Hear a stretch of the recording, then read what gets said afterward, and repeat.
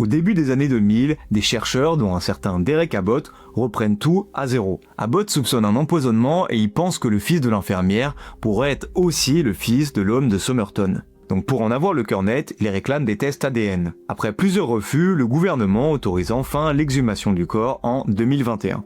En 2022, après plus de 70 ans de mystère, l'identité probable de l'homme est révélée. Charles Webb, ingénieur électrique et poète amateur originaire de Melbourne.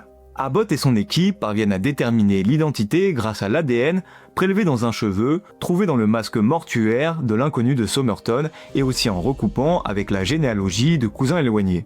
Selon Abbott, Charles Webb n'était ni un espion ni un agent secret, mais seulement un homme au parcours un peu compliqué, sûrement en dépression et qui aurait mis fin à ses jours sur la plage de Somerton. Par la même occasion, les tests ADN qu'il a demandés réfutent aussi la théorie selon laquelle le fils de l'infirmière Jetsin serait également son fils.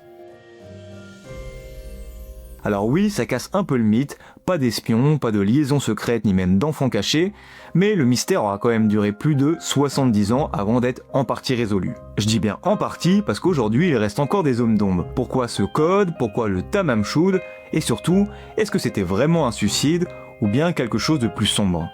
Dites-moi en commentaire ce que vous pensez de cette histoire et votre théorie, et surtout, n'oubliez pas de vous abonner.